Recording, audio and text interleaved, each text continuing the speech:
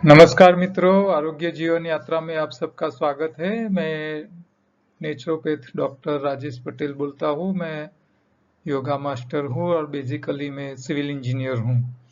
Engineer के हिसाब से मैं शरीर को एक इंजन मानता हूँ, मशीन मानता हूँ। कुदरती मशीन को ठीक रखने के लिए, जैसे एक इंजन को ठीक रखने के लिए इसके पीछे इंजीनियरिंग काम लगता है, इंजीनियरिंग के नियम कानून उसको लागू होते हैं। इसी तरह हमारा शरीर पण एक मशीन है, कुदरत ने बनाया हुआ मशीन है। तो उसको भी ठीक रखने के लिए कुदरत के नियमों के कानून उसको लागू होते हैं। तो शरीर को कौन से कुदरती नियम लागू होते हैं उसके ऊपर हम यहाँ योगाहार में यानी कि आहार का इंजीनियरिंग में हम बातें करते हैं। तो ये योगाहार का चार्ट है। इसमें शरीर सफाई, शरीर का खुराक और सावधानी, शरीर को कैसे ठीक रखना है इसके ऊपर ये सारी बातें बताने वाले मुद्दे है, टॉपिक है। हम जब सेमिनार करते हैं तो इसमें ये सारे टॉपिक को एक एक करके डीपली समझाते हैं और आपको वो समझना है तो यूट्यूब के चैनल पे भी उसके वीडियोज हमारे पड़े हैं। तो ये आहार का इंजीनियरिंग का चार्ट है। इसमें शरीर की सफाई कहाँ करनी है, शरीर का खुराक कहाँ किस तरह देना है, कौन सा खुराक होना चाहिए, कौन सा खुराक शरीर में क्या काम करता है, ये सारी बातें आपको समझ में आ जाएगी। आप जो स्वाद खाते हो, खट्टा तीखा मीठा, वो स्वाद भी शरीर में क्या करते हैं वो भी आपको पता चल जाएगा। चबा चबा के खाने की आदत डालना बहुत जरूरी है, क्योंकि भगवान ने जितने शाकाहारी प्राणी बनाए हैं सब चबा चबा के खाते हैं। शरीर को अल्कलाइन खुराक चाहिए, पकाया खुराक एसिडिक हो जाता है और वही बीमारी की जड़ होती है। शरीर में कचरा इकट्ठा होता है आपकी बड़ी आंत में, छोटी आंत में, आपके खून में और आपके शरीर के ऑर्गन में।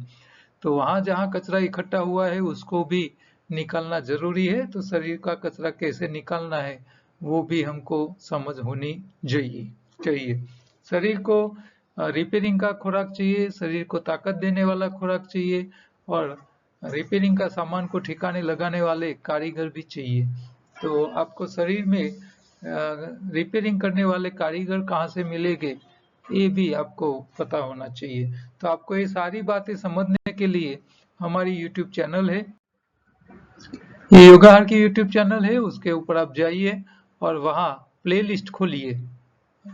प्ले लिस्ट के अंदर योगाहार का पूरा कोर्स करके एक पूरे वीडियोज है सिस्टम को समझाने वाले, तो एक एक करके आप देख लीजिए।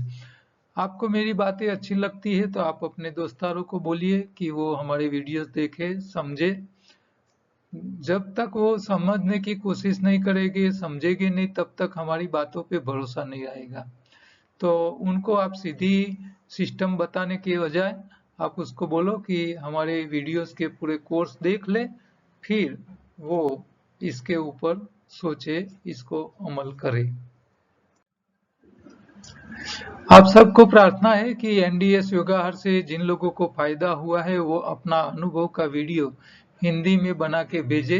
वीडियो 1 या 2 मिनट का ही होना चाहिए, जिसमें उनका नाम, स्थल, मोबाइल नंबर और बीमारी, कौन सी बीमारी में उनको कैसे फायदा हुआ है, वो सारी बातें वीडियो में 1-2 मिनट में बोल के हमको व्हाट्सएप करें। तो वो वीडियोज हम यहाँ रेगुलर वीडियोज में हमारी आरोग्य जीवन यात्रा में शामिल करेंगे, जिससे लोगों को पता चलेगा कि योगाहार एनडीएस करने से कैसे कैसे फायदे हो रहे हैं। आज एक प्रश्न आया है एनडीएस योगाहार में कि कोरोना वायरस का वैक्सीन लेना जरूरी है क्या। तो प्रश्न तो ये सबके मन में होता ही है कि लेने की जरूरत है या नहीं है, लेकिन यहाँ वो आपके ऊपर डिपेंड है। कई सरकारी ऑफिस ऐसी है जहां कंपलसरी सब व्यक्ति जो जॉब कर रहे हैं या जो कंपनी में है उनको कंपलसरी वैक्सीन लेना नियम बनाया है। अब जहां नियम ही है, हमारा सरकार ने नियम क्या बनाया है कि भाई आपको बाहर निकलना है तो मास्क लगा के ही बाहर निकलना पड़ेगा, नहीं लगाओगे तो दंड होगा। तो अब जब नियम ही हो गया है तो जिसको जरूरत नहीं है उनको भी मास्क तो लगाना पड़ेगा, क्योंकि वो कानून है। ये कानून दूसरे प्राणियों को लागू नहीं होता है, उनको मास्क पहनने की जरूरत नहीं है। हाँ, अच्छा, साइंटिस्ट ऐसा संशोधन कर ले कि भी प्राणियों भी खुले मुंह घूमते हैं तो कोरोना बढ़ेगा, तो सरकार ऐसा भी कर सकती है कि भी प्राणी जो रोड पे निकलेगा उसको मास्क पहनाना जरूरी है। ऐसा नियम आ जाए तो पता नहीं, हो भी सकता है। तो कोरोना की वैक्सीन जो उनको कानून के दायरे में नहीं आते हैं, फर्जियात नहीं है, कंपलसरी वैक्सीन लेना जरूरी नहीं है, ऐसे लोगों को लेना या न लेना वो खुद को तय करना है। वैक्सीन ये कोई दवा नहीं है कोरोना की। वैक्सीन का मतलब ये है कि कोरोना जैसे वायरस, बहुत स्ट्रांग नहीं, थोड़े दुबले पतले, वो थोड़े वायरस वैक्सीन के रूप में आपके शरीर में डाले जाते हैं।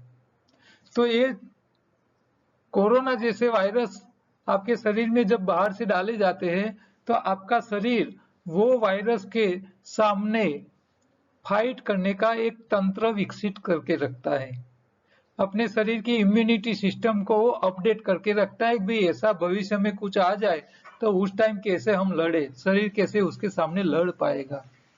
तो आपकी शरीर की जो लड़ने की क्षमता है, लड़ने की जो पूरी सिस्टम है, उसको अपडेट करने के लिए ये वैक्सीन होता है। हाँ, वैक्सीन का मतलब है कि हम जब कंप्यूटर इस्तेमाल करते हैं तो कंप्यूटर के अंदर भी एंटीवायरस सॉफ्टवेयर हम डालते हैं। तो ये एंटीवायरस सॉफ्टवेयर क्या है कि भी जिन लोगों ने कंप्यूटर के प्रोग्राम ऐसे बनाए हैं जो वायरस की तरह काम करते हैं, जिसके कंप्यूटर में घुस गया उसकी सारी फाइलें डिलीट करने का, डेटा उलट सुलट कर देगा, ऐसी गड़बड़ी करने वाले जो प्रोग्राम है उसको वायरस बोलते हैं। तो इससे बचने के लिए एंटीवायरस सॉफ्टवेयर आता है। तो एंटीवायरस सॉफ्टवेयर तभी बनता है कि इस प्रकार का वायरस किसी ने बनाया है, वो वायरस को सामने कंप्यूटर को प्रोटेक्ट करने के लिए भी ऐसा कोई प्रोग्राम आ जाए तो तू उसको पकड़ लेना और उसको डिलीट कर लेना। वो प्रोग्राम एक्टिवेट होके कंप्यूटर की फाइल्स को डैमेज करे इससे पहले तू इसको खत्म कर ले। तो ये वैक्सीन भी ऐसा ही है, एंटीवायरस सॉफ्टवेयर जैसा आपके शरीर में पहले से डाला जाता है, तो आपका शरीर तैयार होके रहता है कि भविष्य में ऐसा कुछ आ जाए तो उस टाइम मुझे कैसे वायरस के सामने लड़ाई करनी है। तो ये प्रिकॉशन प्रिपरेशन की सिस्टम है, आपकी इम्यूनिटी सिस्टम को बढ़ावा करने के लिए ये वैक्सीन दी जाती है। अब किसको लेनी है और किसको न लेनी, वो व्यक्ति को खुद को तय करना है। अच्छा, आप आपका शरीर संभाल पाते हो, आपको पता चलता है कि आज मेरा आपको पता चल जाए कि भी आपका गला आज पकड़ा हुआ है, आपको जीरन बुखार आ रहा है, आपके शरीर में आज अच्छा नहीं फीलिंग आ रहा है, कोई अलग सी फीलिंग आ रही है, ऐसा जब आपको पता चलता है और फिर उस टाइम आप शरीर को रेस्ट देते हैं, आराम देते हैं, आराम का मतलब खाने पीना बंद करते हो और उपवास पे उतर जाते हो, तो आपको ये जो शरीर में थोड़ी जी सिम्टम्स आए थे बीमारी के, वो उसके कारण आप आराम कर लेते हो, खाना पीना छोड़ देते हो, तो आप दूसरे दिन अपने आप ठीक हो जाते हो। तो लंघनम परम औषधि आयुर्वेद ने बताया हुआ है। तो जिन लोगों को उपवास करने की आदत है, सर्दी जुकाम हुआ है, बुखार की इफेक्ट आई है, फीवर की इफेक्ट फीलिंग आ रही है और वो उस दिन खाना पीना बंद कर सकते हैं, वो लोगों वायरस से बच सकते हैं। उन लोगों को वैक्सीन की जरूरत नहीं पड़ती है। क्यों? क्योंकि पहले दिन से उसको पता चल जाता है कि शरीर में आज कुछ गड़बड़ी लग रही है, चलो खाना पीना बंद कर लो। मैंने कई ऐसे लोग देखे हैं जिन लोगों ने, उनकी उम्र 80-80 90-90 साल हो चुकी है, जीवन में कभी भी उन लोगों को कोई दवाई की टैबलेट या इंजेक्शन या कैप्सूल लेने की जरूरत नहीं पड़ी है। क्यों? क्योंकि वो लोग जब ऐसा शरीर में कुछ आ जाता है, फीलिंग्स आ जाती है, उस दिन खाना पीना छोड़ देते हैं।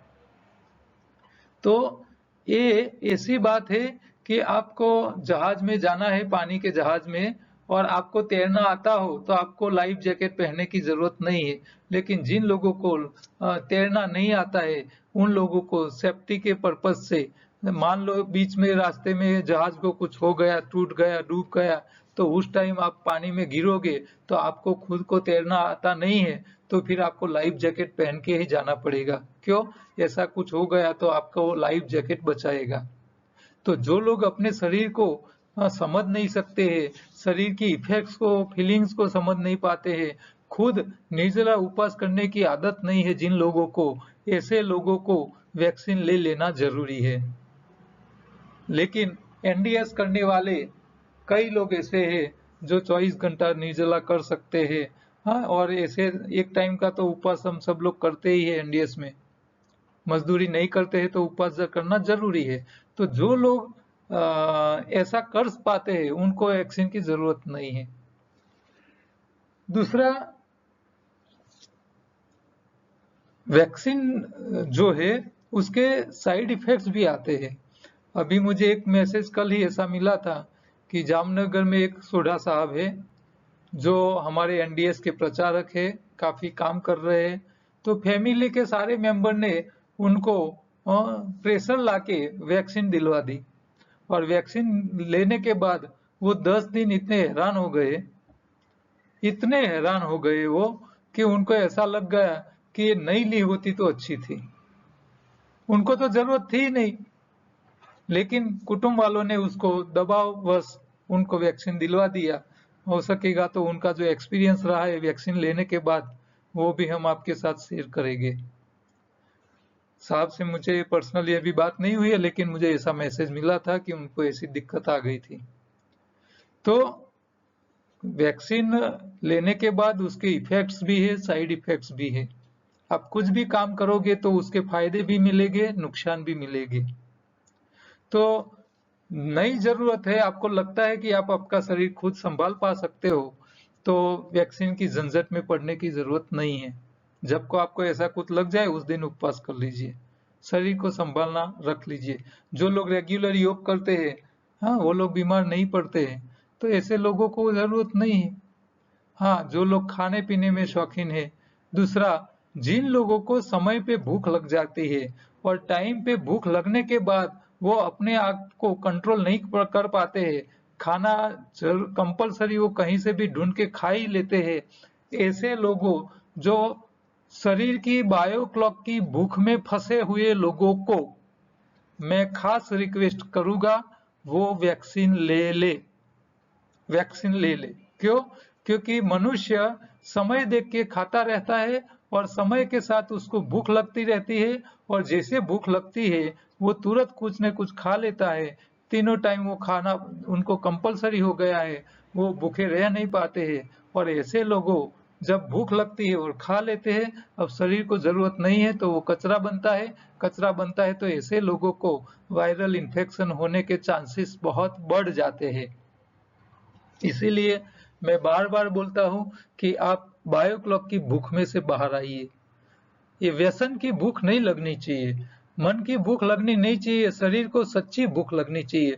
और सच्ची भूख तभी लगती है जब आपके शरीर का स्टॉक खाली होता है, और लोगों को स्टॉक खाली हुआ नहीं है, बैटरी फुल चार्ज है, फिर भी जैसे टाइम हो गया उनको भूख लग जाती है।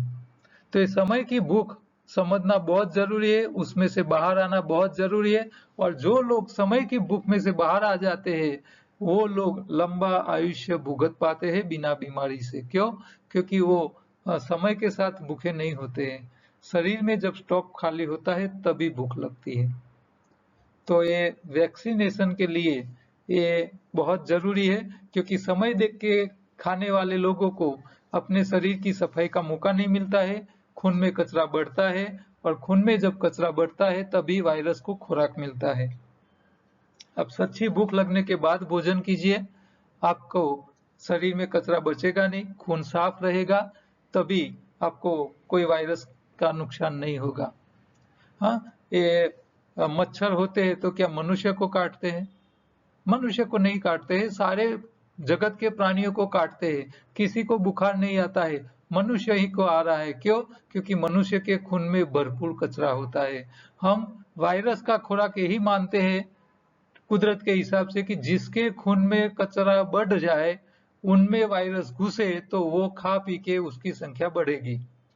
चाहे वो मलेरिया का वायरस हो, डेंगू हो, चिकनगुनिया हो, फ्लू हो, या सर्दी जुकाम का हो, या कोरोना का वायरस हो। वो शरीर का कचरा ही उसके पीछे जिम्मेदार होते हैं बढ़ने का। तो आपको जैसे शरीर सिम्टम्स देता है कि आज कुछ गड़बड़ी लग रही है, तुरंत खाना बंद कर लो, 24 घंटा निर्जला कर लो, आपको इसमें तुरंत राहत मिल जाएगी। तो वैक्सीन लेना या न लेना वो आपको तय करना है। आप मन के कितने कंट्रोल वाले हो, आपका मन कैसा ताकत वाला है, उपवास करने की जरूरत पड़े तो कर सकता है, नहीं कर सकता है, वो आपको खुद को पता होता है। हमारे कहने से आप उपवास करने वाले नहीं हो, आपका मन राजी होगा, आपकी कैपेसिटी होगी, आपका मन स्ट्रांग होगा, तभी कब कर पाओगे। तो ये सारी प्रैक्टिस हर व्यक्ति को होनी चाहिए। हाँ, छोटे बच्चे को भी उपवास की आदत डाल दीजिए। एक दिन नहीं खिलाओगे तो बच्चा मर जाने वाला नहीं है, ठीक है। लेकिन जब वो उपवास की आदत में रहेगा तो जीवन भर वो अपने शरीर को संभाल पाएगा। हाँ, और इसीलिए हमारे शास्त्रों ने हर हफ्ते 15 दिन में एक बार उपवास करने की सलाह दी है। तो उपवास का मतलब है शरीर की सफाई के लिए, नहीं कि पुण्य कमाने के लिए। आप शरीर साफ रखो, मतलब पुण्य ही कमाया, और शरीर में बीमारी नहीं आएगी तो आप जीवन का आनंद ले पाओगे, स्वर्ग का सुख आप भुगत पाओगे। इसके लिए उपवास है।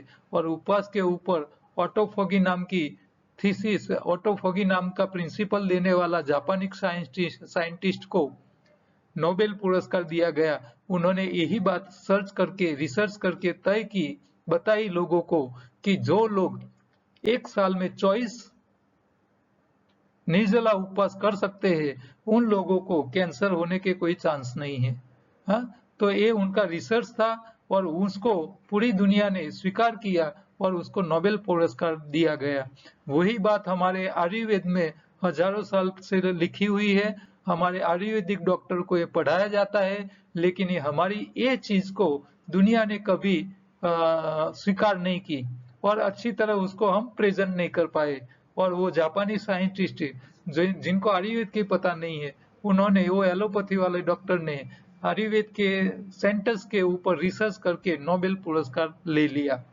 तो जब हम बाहर से कुछ आता है तय होके, तो हम उसको स्वीकार कर लेते हैं, अपनी खुद की बातें हम स्वीकार करने के लिए राजी नहीं है। तो ये हमारे देश की सबसे बड़ी मर्यादा है लोगों की। दूसरा एक प्रश्न है, एक भाई ने मुझे रिपोर्ट भेजा है उनके सासू का, उनके ट्यूमर था कैंसर का। तो लिख रहे कि sir, these are my mother in law's reports and the tumour has decrease. Please let us know if radiation will eradicate the tumour. ये ट्यूमर को रेडिएशन देने से ट्यूमर को खत्म कर लेगा? तो यहाँ जब आपका ट्यूमर छोटा हो रहा है, हाँ, आप एनडीएस करोगे, आपका ट्यूमर छोटा हो रहा है, इसका मतलब है कैंसर नहीं है। पहला तो ये समझ लो, कैंसर कैंसर कैंसर का स्टेटस कब माना जाता है कि कैंसर का जो भी ट्यूमर है, जो भी गांठ है, वो बड़ी होती रहे, इसका मतलब वो कैंसर वाली है। अच्छा, मान लो वो स्थिर हो गई, बढ़ना बंद हो गई, तो भी आपको मान लेने का कि भी वो अब कैंसर नहीं रहा है। और जब छोटा हो रहा है तो वो कैंसर है ही नहीं, ऐसा मान लेना चाहिए, ठीक है। तो रेडिएशन डाल डाल के फिर उसको, अब छोटी हो ही रही है तो दूसरा रेडिएशन देके उसको खत्म करने की क्या जरूरत है? जब अब बड़ा ही था और अब छोटी हो रही है तो फिर आगे भी छोटी हो जाएगी, शरीर खुद उसको निकाल कर देगी। हाँ, बहुत बड़ी साइज का ट्यूमर हो, वो शरीर को उसका निकाल करने में बहुत लंबा टाइम लगने वाले का हो, और वो ट्यूमर निकालने के बाद आपके शरीर की किसी दूसरी सिस्टम की समस्या खड़ी होने का चांस ना हो, तो आप उसको ऑपरेट करके उतना ट्यूमर निकाल दो। तो शरीर को निकालने की जगह आप ऑपरेट करके निकाल दो, दूसरी कोई सिस्टम को डैमेज नहीं होने के चांसेस नहीं हो तो कर सकते हो आप। तो रेडिएशन एक ऐसी चीज है कि सब लोगों को पता है कि आप बार बार फ्रैक्चर हो जाए और बार बार आप एक्सरे कराते रहो, तो जिन लोगों के शरीर में रेडिएशन यानी ऐसे रेज, रेडियो एक्टिव किरण है, जिनके शरीर में ज्यादा जाएंगे, उनको कैंसर होने के चांस बढ़ते हैं। तो यहाँ रेडिएशन देने से हम क्या करते हैं, हमारे शरीर में और रेडिएशन डाल रहे हैं, तो एक ट्यूमर को खत्म करने के लिए हम दूसरे रेडिएशन डाल रहे हैं, तो वो दूसरा ट्यूमर यानी कि दूसरी जगह कैंसर करने के चांसेस बढ़ाता है। तो एक को मिटा रहे हो, साथ में बीच दूसरी को बड़ी होने के चांस बढ़ा रहे हो। तो मेरे हिसाब से जब ट्यूमर छोटा होता रहता है तो आपको रेडिएशन लेने की जरूरत नहीं होनी चाहिए। या तो आप ऑपरेट करके निकाल दो, वो बढ़िया है, लेकिन ज्यादा रेडिएशन शरीर के ऊपर डालना बहुत नुकसान वाला है। हाँ, जो लोग पूरे 24 घंटे में पूरा दिन कान पे मोबाइल रख रख के ही बातें करते रहते हैं, और उसमें जो मोबाइल का रेडिएशन निकलता है वो भी एक प्रकार की किरण ही होती है, और वो किरणें आपके मगज के अंदर ट्यूमर या कैंसर करने के चांस रखते हैं। तो जिन लोगों को पूरे दिन में मैक्सिमम फोन पे बातें होती रहती है, उन लोगों को मैं रिक्वेस्ट करूंगा कि वो हैंड फ्री लगा दे, और मोबाइल शरीर से हो सके इतना दूर रखे, शरीर से हो सके इतना दूर रखे। क्यों? क्योंकि मोबाइल और मोबाइल टावर के बीच में जो वेव्स आते जाते हैं, उसमें सबसे ज्यादा रेडिएशन होता है। आप मोबाइल में से केबल निकाल दो और आप ईयरफोन लगा दो, हेडफोन लगा दो, हैंड्स फ्री लगा दो, तो इससे आपको रेडिएशन की इफेक्ट आने वाली नहीं है। लेकिन मोबाइल जितना आपके मगज के पास रहेगा उतनी जोखिम बढ़ेगी। मैंने कई लोग देखे हैं, हाँ, यहाँ पूरे दिन मोबाइल पे बातें करने वाले की सुनने की क्षमता खलास हो गई है, और ये भाग ગુજરાતીમાં બોલે છે ને બેરું થઈ ગયું, हाँ, सेंस जती रहे। हाँ, तो ऐसी कई दिक्कतें आती है। तो यहाँ जो आपका ट्यूमर कम हो रहा है तो आपको टेंशन लेने की जरूरत नहीं है। आप एनडीएस चालू रखिए और धीरे धीरे करके खत्म हो जाएगा, या तो जरूरत पड़े तो ऑपरेट करके निकाल दीजिए। ओके, लेकिन रेडिएशन ये और एक जोखिमी चीज है हमारे हिसाब से। आज की उपयोगी प्रोडक्ट है अश्वगंधा। अश्व नाम ही काफी है, हाँ, ताकत, हॉर्स पावर, हाँ, शक्ति को हॉर्स पावर में मापा जाता है। तो घोड़े की ताकत उसके साथ जुड़ी हुई है कि भाई कौन सा इंजन कितने हॉर्स पावर का है। तो ये हॉर्स पावर जो है वो घोड़े की ताकत के रूप में बताया जाता है। तो अश्वगंधा उसका मतलब है घोड़े की जैसी आपके शरीर में ताकत चाहिए तो आप अश्वगंधा का उपयोग कर सकते हो। तो जो लोग बीमार है, शरीर दुबले पतले है, अशक्त है, वो लोग अपने शरीर को ताकत वाला, हाँ, वाइटल पावर बढ़ाना हो और शरीर में एनर्जी लानी है तो अश्वगंधा बहुत काम की चीज है। अश्वगंधा के दूसरे भी फायदे हैं कि सफेद बालों को सफेद होने से रोकता है, आंखों की रोशनी बढ़ाता है, शरीर की कमजोरी दूर करता है, और गठिए में इसका सेवन लाभकारी होता है। तो अश्वगंधा ये ज्यादातर तो देश के सब इलाकों में होता है और उसकी टेबलेट आती है। तो अश्वगंधा के साथ आप गोखरूवटी, हाँ, अश्वगंधा और गोखरू दोनों साथ में लोगे तो किडनी भी अच्छी हो जाएगी और शरीर का वजन भी बढ़ेगा। जिन लोगों को वजन कमी की समस्या है, वजन बहुत कम है, उन लोगों के लिए अश्वगंधा और गोखरू ये दोनों चीज साथ में 2-2 गोली लेने से उनका वजन बढ़ने के चांसेस बढ़ते हैं, शरीर में ताकत रहती है। तो ये नेचुरल प्रोडक्ट है, उसका इस्तेमाल आप कर सकते हो। काम की बातों में एक जेम्स बेनी नाम का यूएसए का एमडी डॉक्टर था। उन्होंने एक अद्भुत सेंटेंस, अद्भुत बात बताई थी। वो लिख रहा है कि in the world of medicine if I can put you on A pill I can see you every 3 months for the rest of your life. यानी कि बोल रहे कि मेडिसिन की दुनिया में मैं आपको पिल यानी कि दवाई की गोली पे रखूं तो मैं आपको हर 3 महीने में पूरी जिंदगी आपके साथ मुलाकात होती रहेगी। क्यों? आप बीमारी चालू रहेगी और 3 महीने एक बार तो आपको आना पड़ेगा। और that's how we make money in medicine, इसी तरह हम पैसे कमाते हैं। वो आगे लिख रहा है, if I put you on A plant based diet, ये बहुत बढ़िया चीज बताई। प्लांट बेस्ड डाइट पे हम आपको रखेंगे तो आप ठीक हो जाओगे, बीमारी में से बाहर आओगे। और वो लिख रहा है, I probably will not see you again, कि आपको दोबारा पूरी जिंदगी में बीमारी के तौर पे मिलने का चांसेस रहेगा ही नहीं। तो ये दुनिया का कड़वा सच है और ये डॉक्टर बोल रहा है, लेकिन यही बात डॉक्टर लोग कभी नहीं स्वीकारेंगे। क्यों? क्योंकि उनके धंधे को जोखम हो जाएगा। तो ये कड़वी लेकिन सच्ची बात है। और ये जेम्स बेनी एमडी डॉक्टर ने ये अद्भुत चीज, सत्य बात बताई थी। तो ये रियलिटी है। जिन लोगों का खाई खाई करके, खाना खा खा करके जो पेट बड़ा हो गया है, फैटी हो गए हैं, उनमें जो बटन लगे हुए हैं वो भी आजकल सोशल डिस्टेंस में आ गए हैं। तो एक कटाक्ष से कि भी सोशल डिस्टेंस सब जगह दिख जाता है। हाँ, सोशल डिस्टेंस एक साल से हम बार बार सुन रहे कि भी social distance, social distance, social distance. तो ये आपके बड़े हुए पेट में भी आपके बटन भी सोशल डिस्टेंस रखने की तजवीज में है। तो ये बटनों को सोशल डिस्टेंस करवाने की जरूरत नहीं है। जरा पेट को संभाल के रखोगे तो बेचारे बटन तो आसपास में एक दूसरे के साथ रह पाएगी। योगाहार को समझने के लिए हमारी सेमिनार चालू हो चुकी है। अहमदाबाद में 11 तारीख को और गांधीनगर में 18 तारीख को सेमिनार है।